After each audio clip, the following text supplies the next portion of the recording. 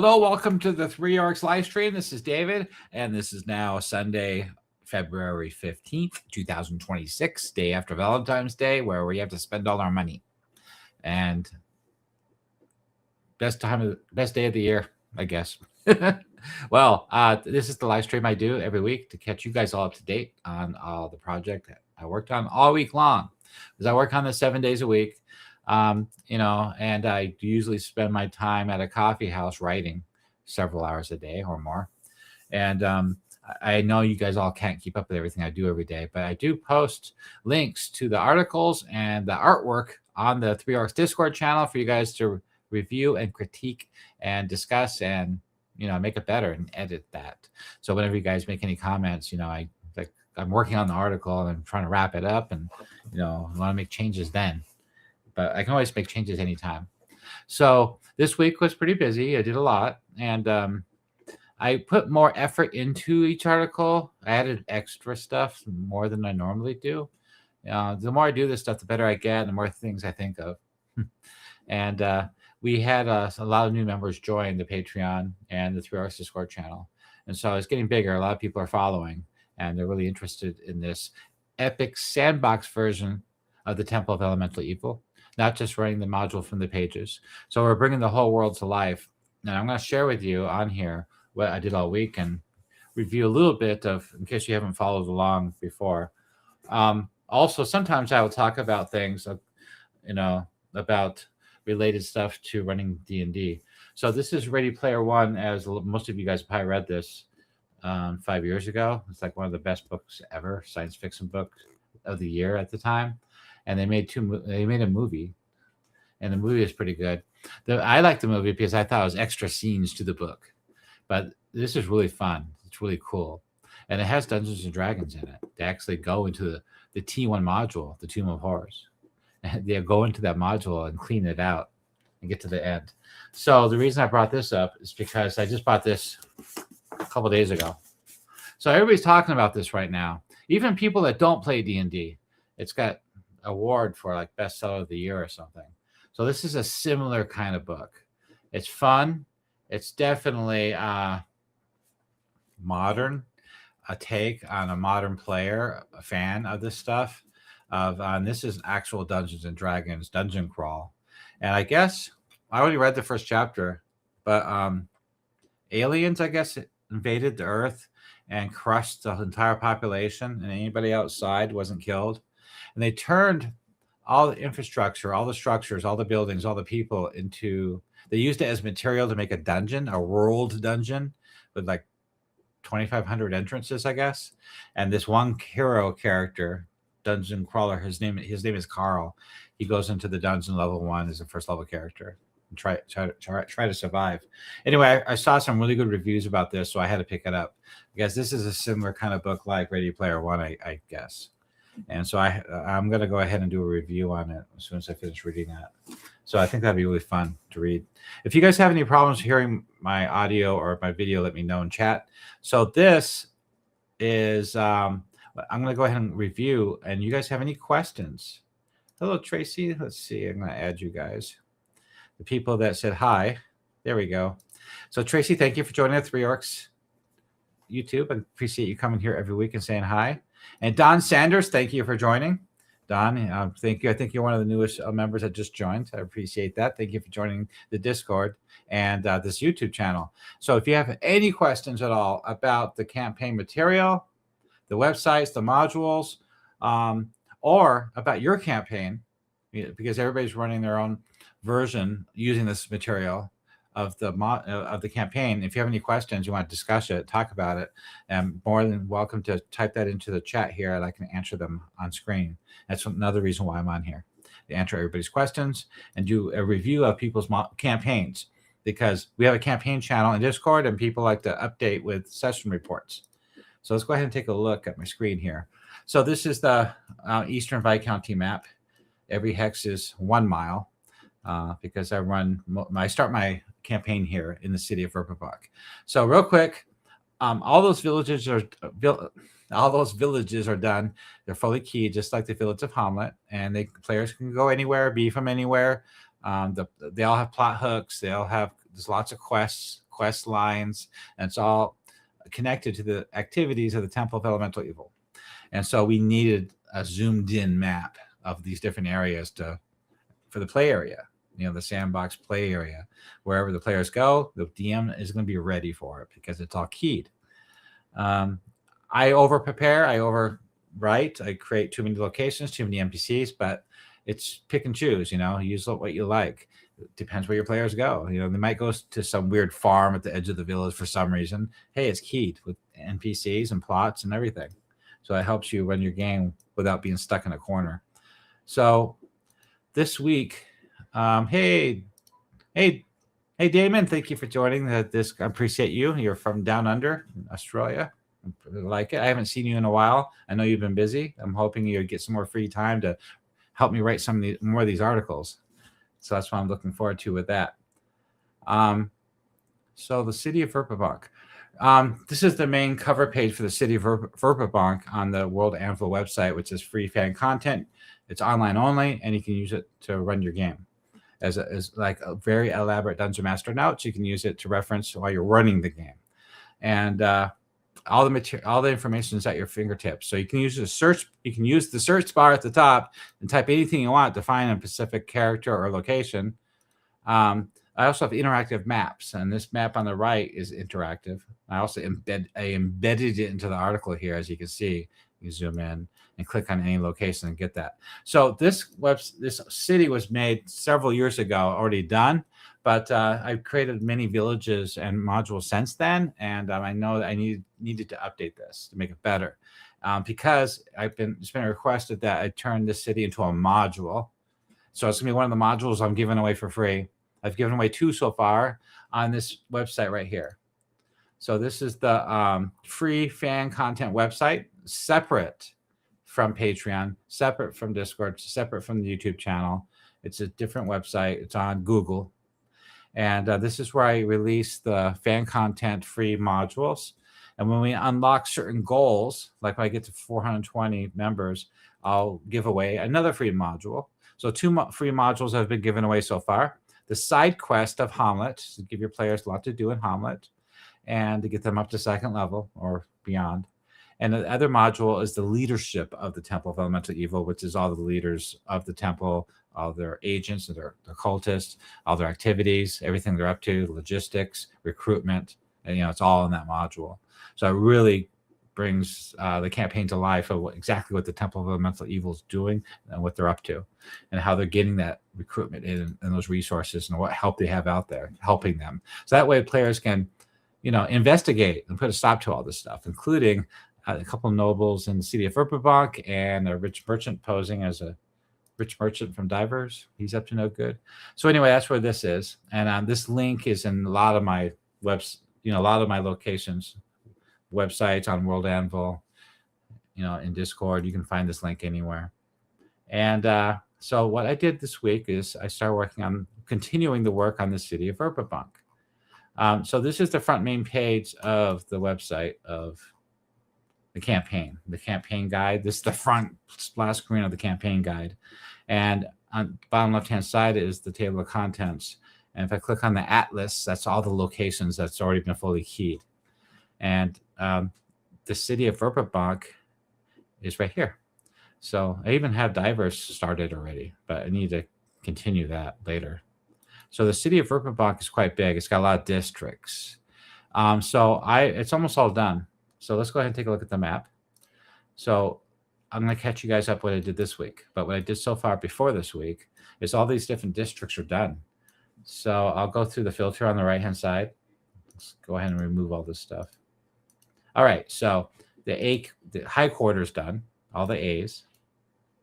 And the B's, the business quarters done. A lot of locations. And C, the civic center's done. And D, the Elven Dawn, the Elven Enclave is done on both sides of the river. The Nibs Run. And the Foreign Quarter, the F's, they're done on both sides of the bridge, so the Gnome Bridge. So back historically, the Gnome Quarter was originally here long before the human migrations. That's why the gnomes are here. And so the Gnome Quarter is done. I added a new location too. We talked about this last week. G10. I think I talked about that last week. I don't remember what we talked about last week. I one of my articles have dates on them. Let's take a look. All right, so I finished the G's, and then the next one I started working on is the warehouse district, right here. So there's the warehouse district is up and down the side of the river there, and I started working on that today. I just finished W4, yeah, W4. So I'm almost done with the warehouse district. I'll get that done this week definitely, and move on to the castle. So I have to do Castle Greyfist next, and then I'll be almost done with the city. Then I can move on to other modules. All right. So what I did this week is this is the main page of the City of Verbobonc, the front splash page with the embedded web map. On the right-hand side, there's a table of contents of the different districts. So let's go ahead and take a look at Gnomesburg real quick. I'll go ahead and open that in a new tab. So Gnomesburg has all these locations on the right. That's the table of contents, all those individual locations. And I believe we talked about, I don't remember where we started off last time. I did the pier. I don't remember. So let's look at G8. I don't know if we talked about this last week. So I redid G8, which is basically a gnome brewery. And I added a whole bunch of more artwork, a lot of artwork. I went overboard here. And a lot of background and history and their alliances and the politics and more, like I said before, adventure hooks, plot hooks. I'm always adding them in every article. So that way you can help bring this place to life, engage your players into the campaign world, and bring it to life, and some rewards. And on the right-hand side, I made some more artwork. That's Burble Belly himself. So he doesn't have his own stat block. He doesn't have his own article. So all his information is there on the right.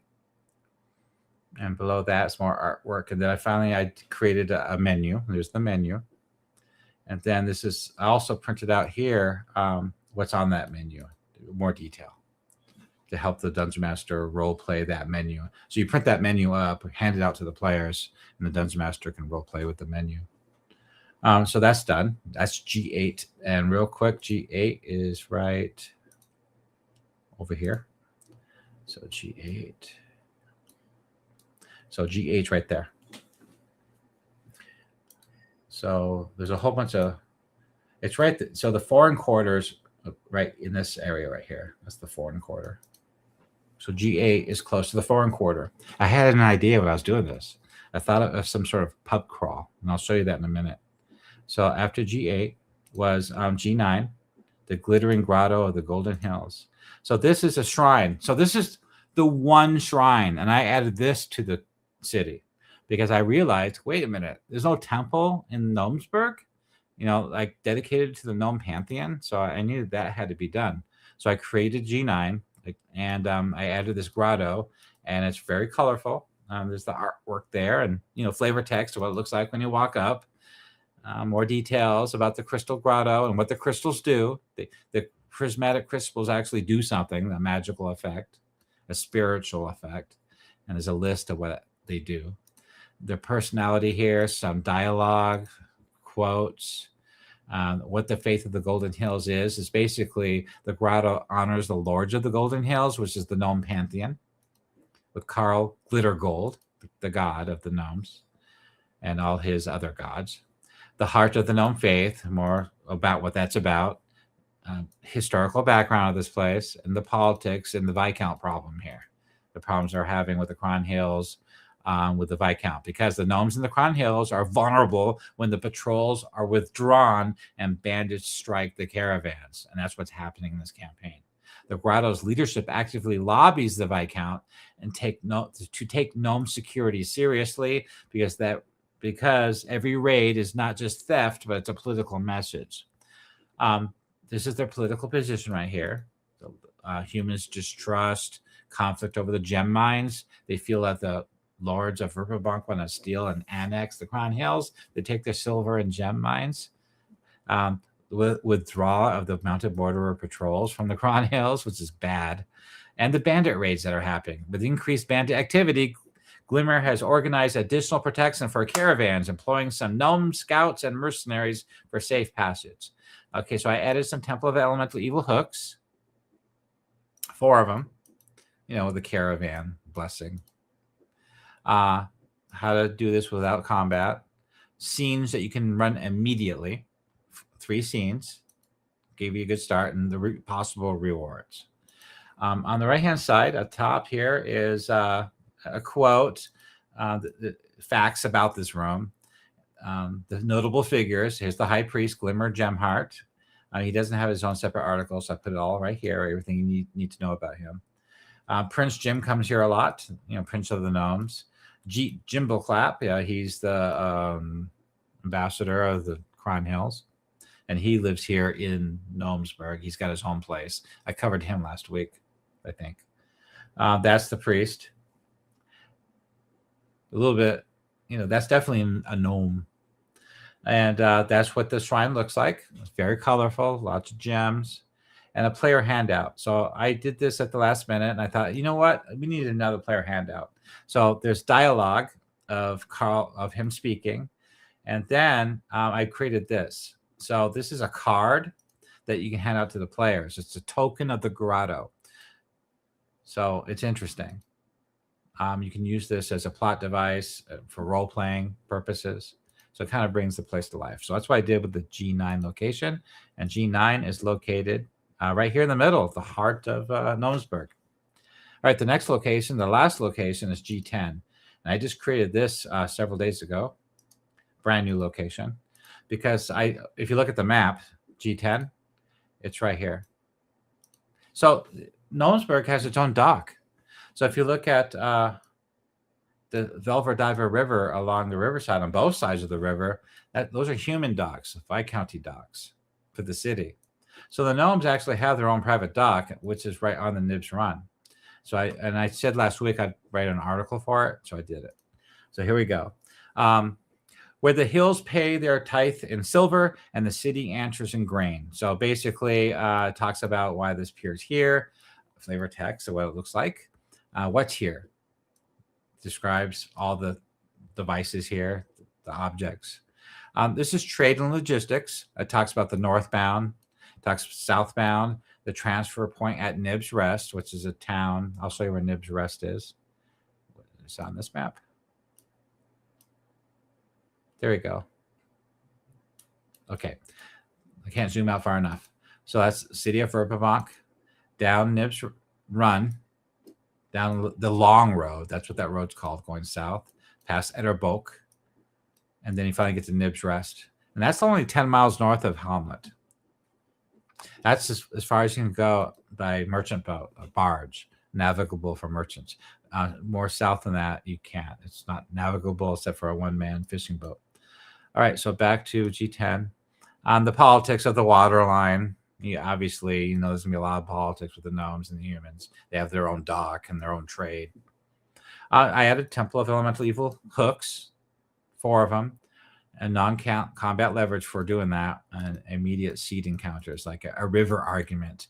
There's lanterns at night. A Sheer Knob courier, a gnome courier comes from Sheer Knob. A breathless gnome rider arrives. What's he arriving on? A dog? A sheep? A goat? A donkey? News of trouble on the Cron Road tied to the Keeling holdings. Yeah, hill giants have been raiding.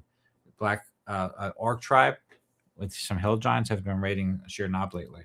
That's another quest that you can do. On the right, great picture of the docks and the city walls behind. I've been layering a lot of artwork showing different objects in the city in the background that should be there to, compared to the map. So all the facts about this location, the people here, and this is the dock factor. That's him, the NPC that that the players will run into. He doesn't have his own article, but down here I do put links for Jeet, Prince Jim, Viscount Wilfric, the Free Alliance of the Cron Hills. That's a political organizational article for all the gnomes. and a plot. We'll talk about that plot in a second. So that's where I wrote a new plot, a new quest. I also created these chits.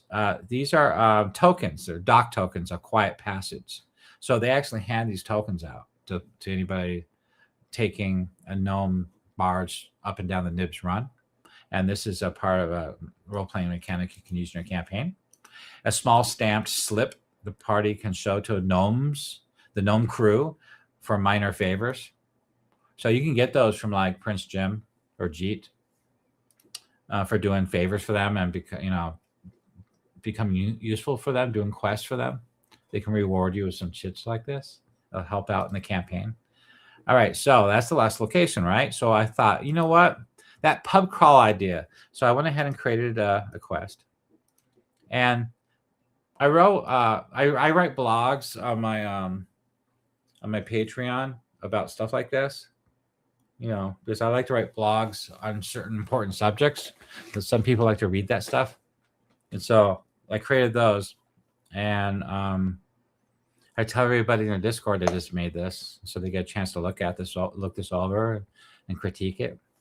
And so now I'm going to talk about it in the video. And I did a video on this too already. So it basically, I just released this video a couple of days ago, a review just on this quest. And so I wrote this quest out, and it's quite involved. It involves all these locations on the right, all those inns, because you're looking for that bard, the bard that's hired by the evil, corrupt Temple of Elemental Evil agent, the Cos Qualid, and he's up to no good. And he hires a lot of mercenaries, brigands, and bandits, and bards, and all sorts of stuff to do bad things in the Viscounty, either stir the pot, create confusion, contention between the gnomes and the humans, keep the borders closed to the Elven Kingdom to the south, Selene, things like that. They're always up to no good, causing a lot of problems.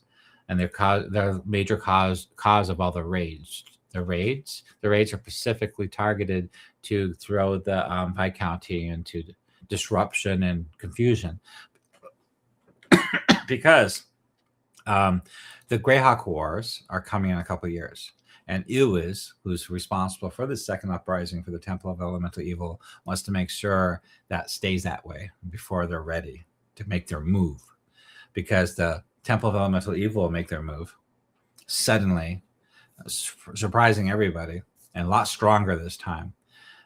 Then Iwiz will make his move with the Greyhawk Wars, because all eyes will be turned south. I say this all the time. I did a 5e stat block for Gallon, that bard that the players are looking for. So look at this. This is a one long quest involving all these locations. So it's all here, all broken down, so you can really help you run this adventure.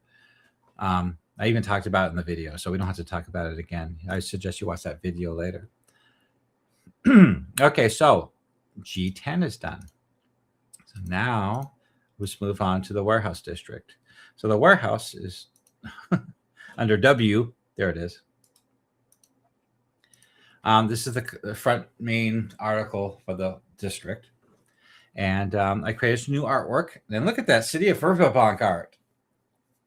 That's the Bridgewalk Bridge crossing the Velverdiver River from the south side of the river, which is the main city, and the Viscount's Castle. I made the Viscount's Castle a little bit too big, but that's what I got.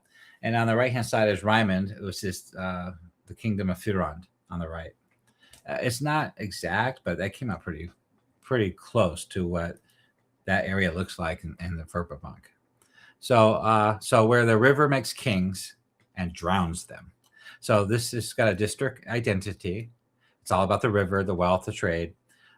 Flavor text, what it looks like when you get there. The geography and the layout here, it's all listed here in bullet points for ease of reference. This is a port of opportunity, major trade goods, important exports, the culture of the waterfront, what it's like here, a bunch of dock workers and crane operators and scribes, foreign traders, the Rene River folk, vigil wardens, guild representatives, stuff like that. So the security and military presence here.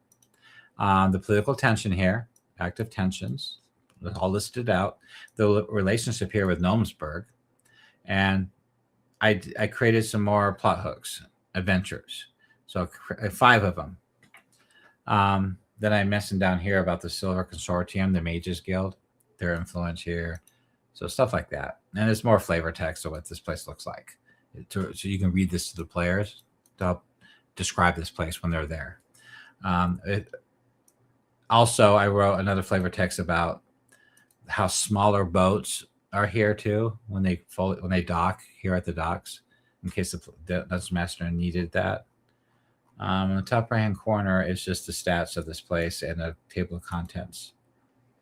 What am I missing?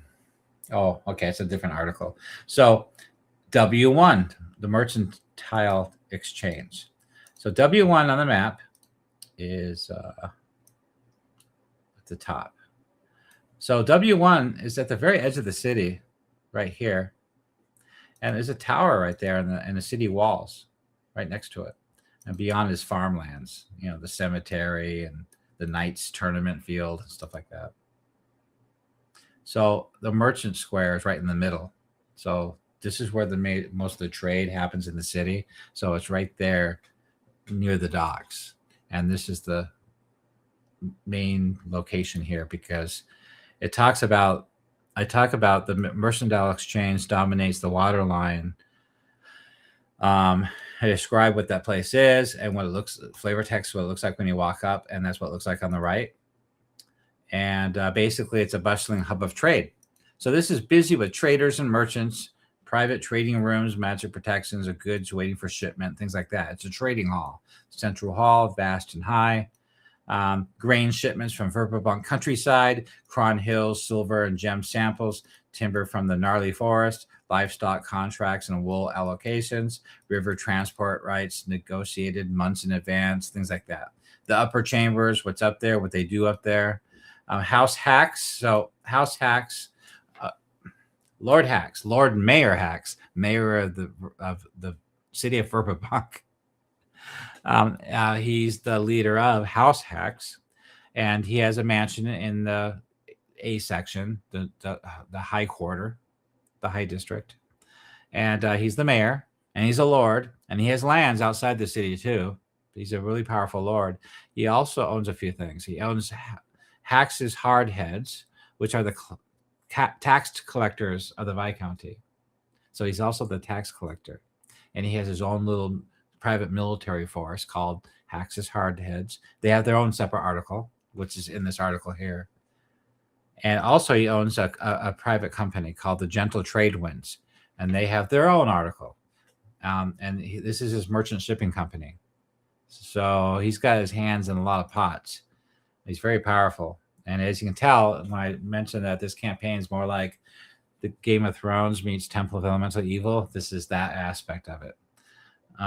See, contested by the Gentle Trade Winds is right there. There's the Vigil Wardens right there. You know, the City Guard. So I put these links in there for you guys. So anyway, the company controls a significant portion of Velverdiva transport. Under Lord Mayor Pax, trade has become the instrument of governance, docking priorities and influence. Delay is pressure, tariff is persuasion. So basically, it dominates the prime dock slots. The enforcers monitor declared cargo. Trade favors quietly benefit house hacks and their allies. Shipping contracts subtly shape political loyalty. So he has a huge influence here. So I wrote a side quest about that, or wrote something about that. I'll show you in a minute, because there's going to be a problem if the players have a ship. And so players usually in these campaigns will end up getting their own ship, especially if they want to get around up and down the Velverdiva River and Nibs Run and Emerage Run down to Nold. Okay, security. It's Vigil Wardens, and Hax's Hardheads too. So that's a problem, because the players get there by boat, they're going to be accosted by those tax collectors, and treasure and loot is taxable, highly taxable, like 50%. Political undercurrents, the politics, the economic engine here, bulk cargo deals, barter system, cheap bulk goods, rare goods, stuff like that. So it goes on and on. I talk about all these details that's really important for trade here at the docks of the city. The defense, the city guards, the towers, the walls, key figures. So these key figures are Thieves Guild agents, the local Thieves Guild in Verbobonc. So Laszlo is the leader of this area, and he's responsible for the happenings on the docks. And you also have her, the niece. He's a master pickpocket and spy. And you got Gregor. He's the guild enforcer. He's the brute. He'll start knocking heads together. I don't have stat blocks for these guys. I could have made them. I also could have created separate articles for them too. It depends if you guys need that or not. So then I added plot hooks, a smuggling ring, political espionage, guild infiltration, economic sabotage, things like that. The influence of the gentle trade winds, control over trade, tax influence, political leverage. Temple of Elemental Evil hooks, falsified cargo manifests, bribe a scribe, spread rumors about gnome manipulating contracts, redirect supplies to create artificial scarcity, things like that. Also, a lot of this trade will end up in Nob to supply the efforts of the rise of the Temple of Elemental Evil. But of course, nobody knows that. It's all handled by agents secretly. On the right-hand side is that, I was talking about that. Okay. On the right-hand side is notable characters. These people are in charge down there.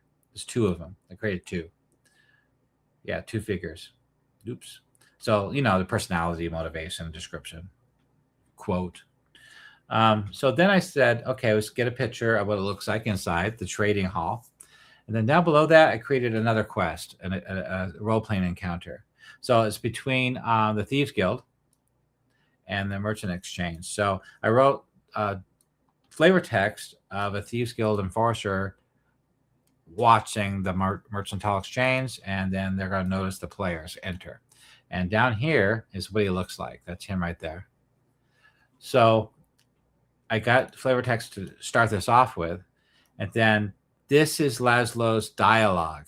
Lots of dialogue here for you to role play him, accosting the players, talking to them. So this is the introductory dialogue, talking about what's up.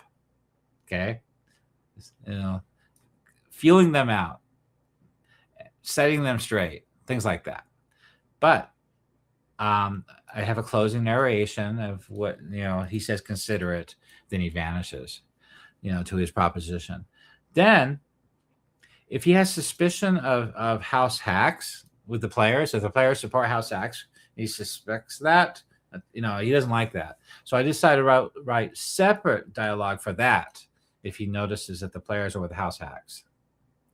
And at the bottom is DM notes, what he wants and what he will not admit. And if confronted directly, this is what he does. So it's all laid out for you to run this role-playing encounter to really bring the Thieves Guild alive, tied to the house hacks activities and the Mercantile Exchange and the trade of Verbobonc thing. So I put a lot of effort. It took me a couple of days to do this location. And I put a lot of artwork in it. All right, so the next one is W2, the Harbor Master. So the Harbor Master works with a lot of these other locations because this is a official government office that controls the whole entire waterfront and trade. Hey, Damien. So you said, I'm curious, with your map, is there room for larger river boats to go under the bridge? Or do you have it able to move through clever engineering or magical means? Well, as you saw in the picture, it was definitely high enough for ships to pass under. But in one of my articles talks about it, describes it. I think it's in the Walls and Tower article. So let's go back to the City of Verbobonc. And we have an article called The Walls and Towers of Verbobonc. I think it's in this article. Let's see. It should be in the waterfront article too. Let's take a look here. Walls, walls, more walls, lots of walls. Walls, walls. Oh, I need to replace that picture. I did that one a long time ago. It didn't turn out so well. It doesn't talk about the bridge. I'm trying to remember where I put that at. Okay, let's take a look at the waterfront again. I don't know if I talked about the bridge there, but there's the picture. Yeah, that picture, even in that picture, It's not high enough for boats to pass under. I think if you look at the map originally, when I did this 3 or 4 years ago, see that section right there? That section would open up for allow big ships to pass through. So the thing is it's something you got to consider. This is a river. This is not an ocean. It's not a sea. It's a river. That means river boats go up and down this river, not ocean craft. Ocean craft have deep holes, the way they're shaped. River ships are flat bottomed because of the shallows. Or a barge. There's no hole. It's just a flat bottom. So they can go up and down rivers. So they're not going to be very large. So when something is large, it's going to be a large spread out barge. So nothing is going to be towering high. Nothing that's ocean going. You can take an ocean going up a major river like this, but I think it's going to have to be it'll be difficult. So I think it'll have to be like what's that little ship called that pulls ships around the harbor? I think it had to be helped that way. So this is Dungeons and Dragons, and nothing's supposed to be really 100% realistic. It's a game, and so sometimes you don't want to go into that much detail. And so I know a lot of DMs will just hand wave it, and the players will just sail their ship up the river. The river, Sulleton River, up from Hardby, it goes north up to the Knife Dive. So the Knife Dive is a huge lake, and you could definitely put, an ocean ship can sail around that lake, no problem. And most DMs will just hand wave it and say, yeah, they can go up and down this river, no problem. It depends how realistic you want to be. But yeah, you could, if you wanted them to be able to do that, I would say this middle section, why these two towers are here is because it can open up and let ships through. That's what I would say. I made this map a while ago. All right. Does that answer your question? Damon says, if I recall, travel under the London Bridge and several of Paris was treacherous in the medieval era. It might be a detail worth pursuing in Verbobonc City. Yeah, I'd have to research this. I know. Well, the original article for that is in the original write-up from 2001. Baines Finger wrote that up. I'm sure it's in there. I have to look it up. Yeah, I'll have to do some research and take a look, because I'm sure he's mentioned something about this. And I guess I didn't put it in this article. This article right here, the Waterfront District, or the City and Walls article. So yeah, I'll have to address this later. I'll do that tomorrow. All right. Well, so the Office of the Harbor Master, new artwork. So this is the heart of the waterfront. The Harbor Master's office stands a short walk inland. Smell of fish. Okay, the smell of fish. Yeah, the cries of gulls. It's a description. Dock workers remove caps as they pass through. Captains straighten their coats. Everyone watches the doors. No ship docks, unloads, or departs without passing through the building authority. Inside, what it smells like, key features.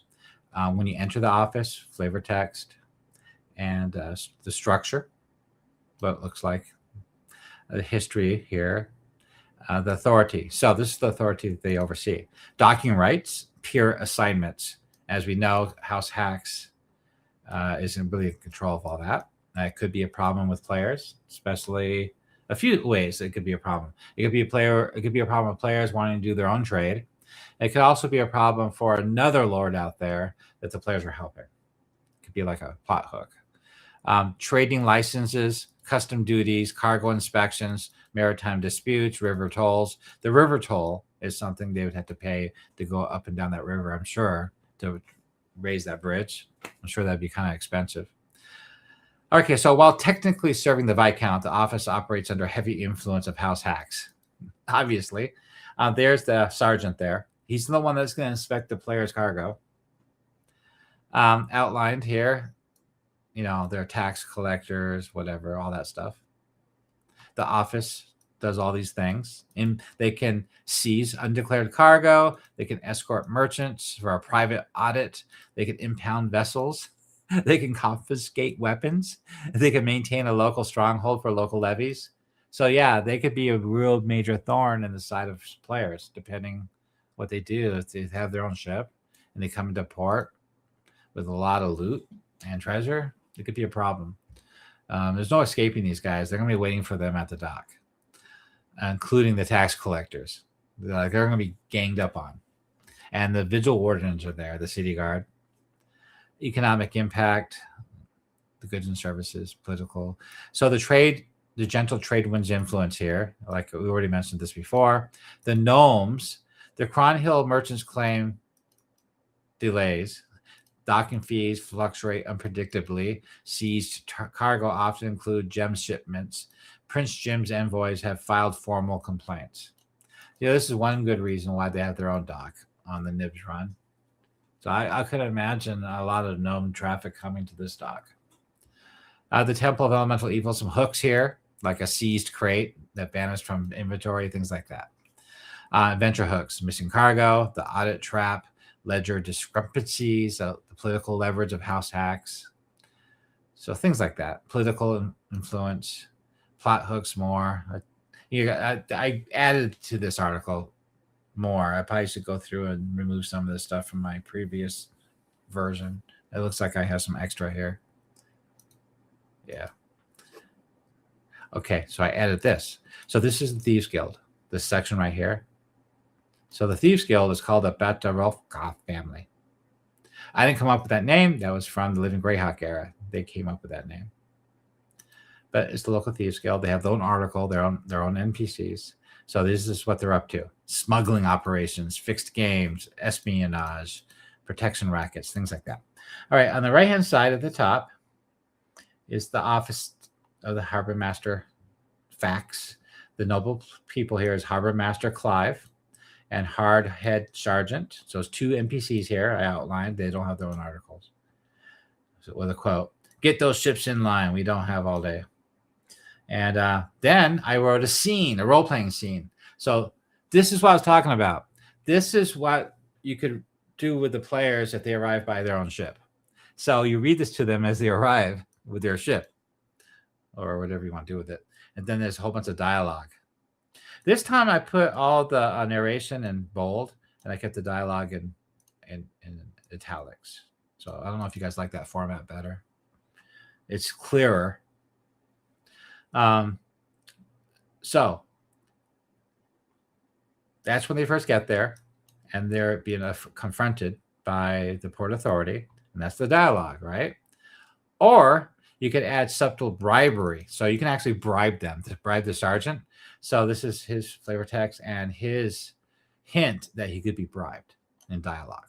So it's up to you how you want to do it.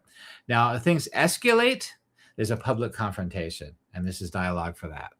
The dock workers, the city guards, all that. It's all laid out here to help you role play that scene. So I put a lot of effort into that role-playing encounter. Let's see. Okay. If you guys have any questions about any of this, you're welcome more to ask about it. So that's W2. W2 is located right here. Right there, right in the middle. Yeah, dead center, right in front of the marketplace. So Don Sanders, hello. If players leave Verbobonc and return the next day, do they get taxed again based on wealth? How large a percentage?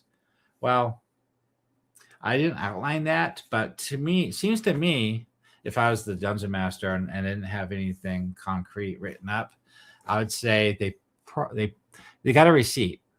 So when they came in and got taxed for Pacific cargo, they have receipts for it. And I would imagine that the tax collectors and the Port Authority would mark the cargo like a check mark.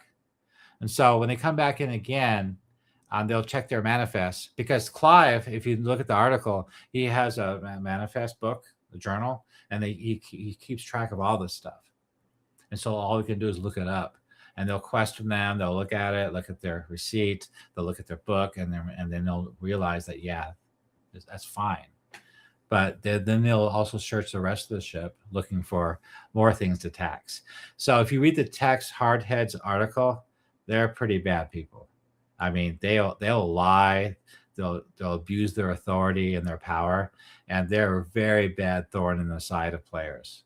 They really would take advantage of the players and really piss them off, really upset the players. And the players might get violent. And I have a whole article on that of tax hardheads, how to handle that and how they react.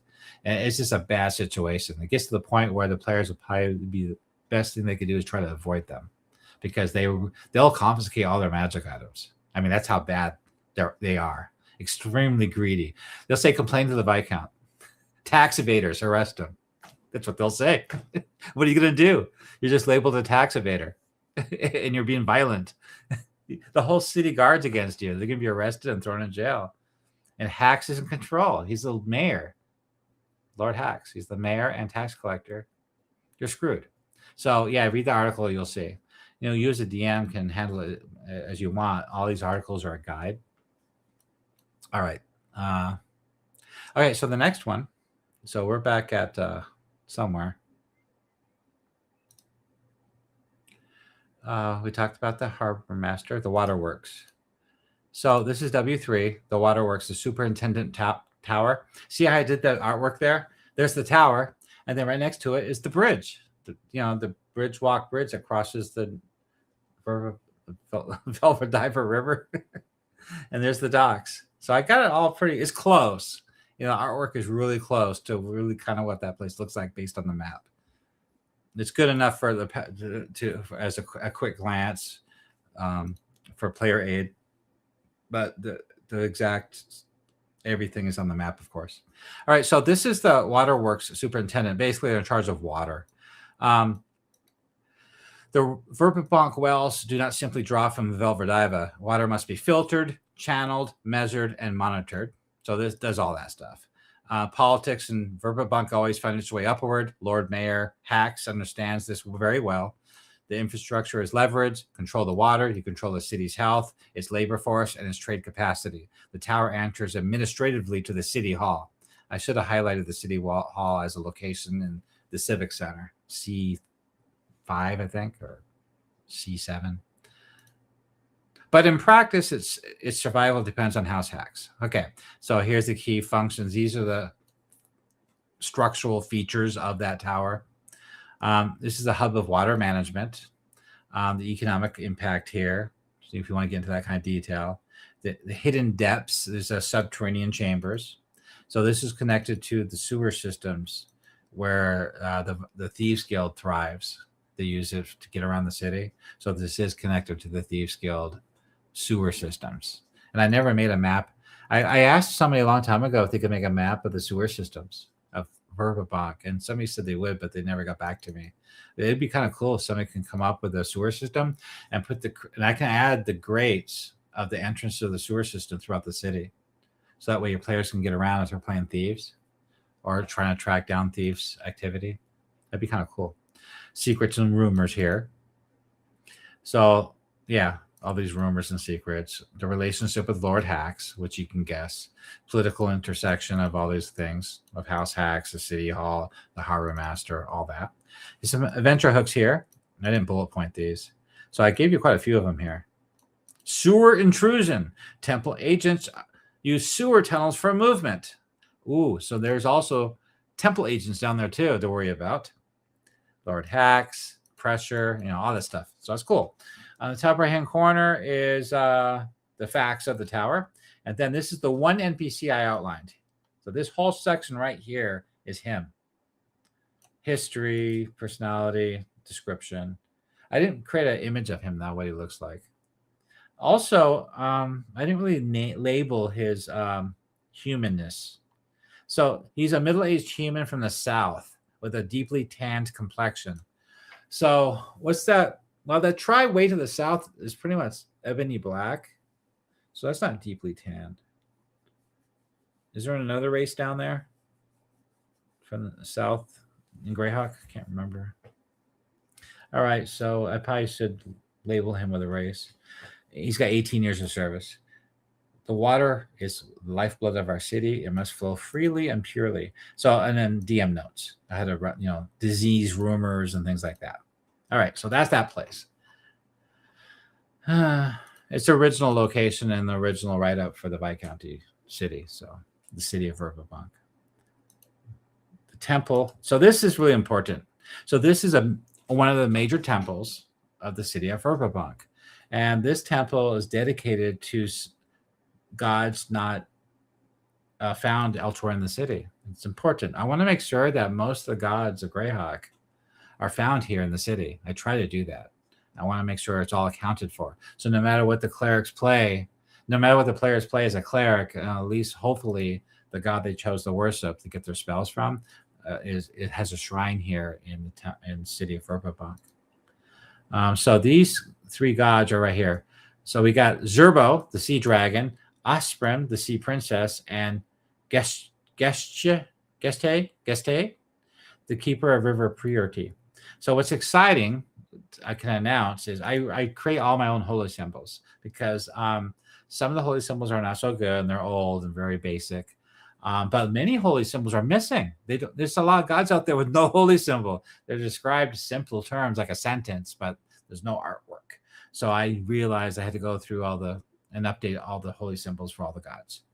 And Zerbo and Osprey was done a long time ago. It's a couple of years ago, and they're done. But what I realized is this god was not done. I don't have an article for this god. It's the Baclunis, goddess of lakes and rivers and wells. So I didn't have an article. So I decided to create this holy symbol today. I created that one today. I thought it turned out pretty well. It's pretty cool. So I like that. I do need to make a character article for that god, though. Okay, flavor text, when you get there. Ooh, so Damon said, a name like that, it must be Baclunis immigrant. Yeah, I can always change it. He's not from the far south. His Baclunis is from the far west, right? So yeah, I'll just make him Baclunis. You're right. I could do that. I'll add that. Also, Damon said, maybe a Ketite.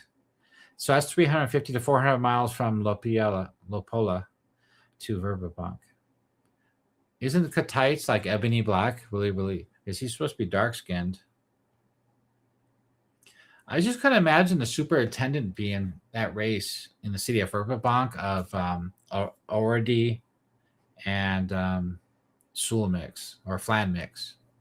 The primary population of the city is Ardi and Flan. So I don't know. It is a government position. Okay, Temple of the Velvet River. So this place is cool. This is the structure and design, what the notable features of the building. So you can really bring it to life. Then I outlined the three deities here. Deities of the river. So these three deities are from three different pantheons. So they cover all that. Well, hold on. The temple, three water-aligned Sul deities, overlapping domains. I don't know if they're all Sul.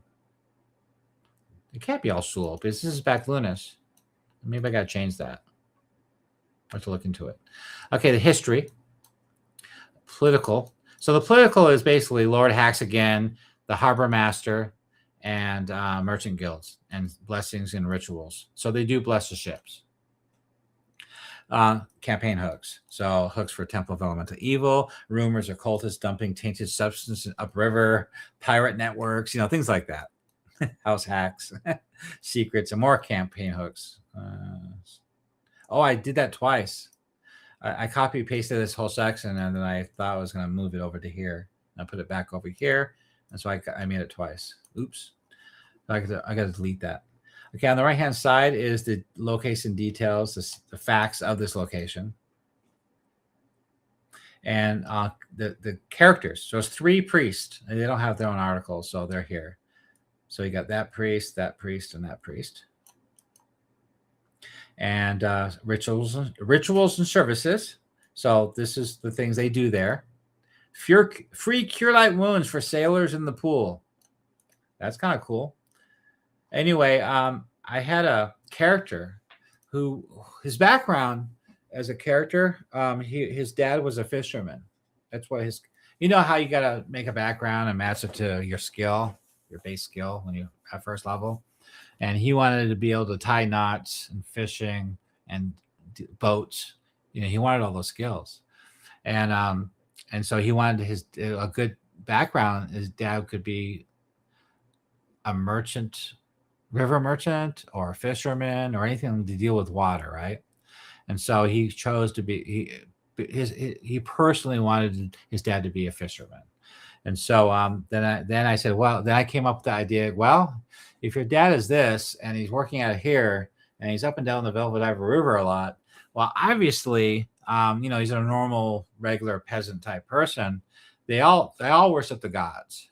And what god would he, on his off day, would worship the most to give him luck and blessings? And that would be these gods right here, the gods of the river. So in his background, starter background, he attended the temple with his family. And so I actually role played this scene of their I actually wrote a prayer. So I put the prayer of what the priest was saying to his family, was paying homage to and get their blessings. And then he left to go to the marketplace. And that's where we started the campaign. So he started the campaign here with his family, said goodbye. I got something to do, because he had that note from Lady Eleanor. And so he wanted to go to her meeting to be interviewed to get the position of an adventurer to go on her mission. So he started the morning off here. And I started off with a prayer with his family. Then he said goodbye to his mom and dad. And then he left into the market square and then ended up at Jolly's Inn. So that's how his campaign started. So he started at this location. So he has a strong background. So one thing that's important about this is he can always come here because his family faith is here and years of service. So he can always come here for help because they know him, his family, you know, so that he can come here for help for different things. Training, information, rumors, quests, you know, all that stuff. So he has some place that's his. This is his. This is his background. He knows he can always come here. All right, so that's W4. W5 is the River's Edge. So I stopped. River's Edge is a tavern, I believe. Oh, it's a store. River's Edge is a store. And then I didn't do that yet. And W6 is warehouses. And then W7 is an inn. And W8 is another tavern. So I haven't done those yet. They're done, but I just haven't rewritten them yet. Okay, so Damon said, I believe his name comes from the old Orth Journal article. Yeah, so a lot of these locations and things about this city originated in the Orth Journal and Living Greyhawk. That's where a lot of the stuff came from. So I don't like changing things. You know, I like to stick to canon as much as possible, even if I disagree with it. You know, like I don't really agree with some of these locations. I don't like using them in my campaign, but other Dungeon Masters do. And it did come from Living Greyhawk, so I'm not going to take them out because some of those players, DMs, might get upset. Why did you leave that location out? I love that location. I like it when my players can buy +5 Holy Avengers. I was just kidding. But you know what I mean. Okay, so that's what I did this week. So the rest of the week, I'm going to do W5, W6, W7, W8. And then I'm going to do the castle right here. So I'll bring up the castle, which is, where's the castle at? I'm sorry. E, the Ryman district, that's done too. This whole district right here across the river, that's all done too. It's all rewritten. Hey, where's my citadel here? There it is right there. Oops, sorry. V1 through 3, bam. So it's only 3 locations. There's V1, which is the Viscount Outer Grounds, the Tower of the Viscount. V2 is Greyfist Castle. And V3 is the barracks and the stables of the Knights of the Faithful Defender. So I got to do those 3 next after the waterfront. So it's coming along pretty good. All right, let's see what we got here. Hey, Vapor Missiles, thanks again. These are awesome resources. I appreciate you being here on my live stream. Thank you so much. I'm glad you like this. And if you guys want to help out, message me. If you have any questions, put a chat question in here. I can answer them for you and go from there. What else? So we're really close on my Patreon to getting to the my set set goal, and I'll be releasing the next module. And we did a vote. We did a poll in my Patreon asking you guys what you want the next module to be released for free. And you all voted for the village of Ostfirk on the border of Saline in southern Viscounty. So all I need is like 5 more members or so, and I'll go ahead and release that one next. All right, I guess that's going to wrap everything up. I did all that in an hour. It's a 1-hour video. So I did a pretty good job getting all that together. All right, so let's go ahead and wrap this up if you don't have any more questions. I think I covered everything. All right, well, thank you for joining my 3 Orcs live stream, where we talk about this every day, every Sunday, once a week, to update you guys on all the work I've done on the progress of the Temple of Elemental Evil campaign called the Verbobonc Campaign Guide 576 Common Year. You're more than welcome to join the 3 Orcs Discord, where we talk about this stuff every day and critique all the work and edit and talk about it and make it better. And also you can talk about your campaigns there too. We have a campaign channel that people do their updates on. They give us campaign updates where we talk about it, and everybody discusses their campaigns there. So that's really fun too. I like that a lot. In fact, some of the Dungeon Masters right now are working on maps for some of these adventures and for their VTT, because a lot of them run, like on Foundry or Fantasy Grounds and things like that. Also, if you want to join the Patreon for free, you can get access to all these maps and these tavern menus, all the normal, regular resolution versions for free. They're fan content. But if you want access to the higher resolution versions of these maps, you have to be a member. But that's not the only reason to join, because if you join as a member, you're supporting this project to keep it going. It makes me keep working on this every day and putting this content out for you guys. So I intend to keep going. I'm going to go to Divers. I want to go out to the Wild Coast and beyond, wherever you guys need me to go for the campaign, to grow this campaign area, the play area, the involvement of the Temple of Elemental Evil activities out there. All right, well, that's it. I guess I'm going to wrap this up, and I thank you for joining me on a good weekend of Valentine's Day, and I hope your players enjoy your campaigns, your Temple of Elemental Evil campaigns, as much as mine have over the years, and you guys have a good night.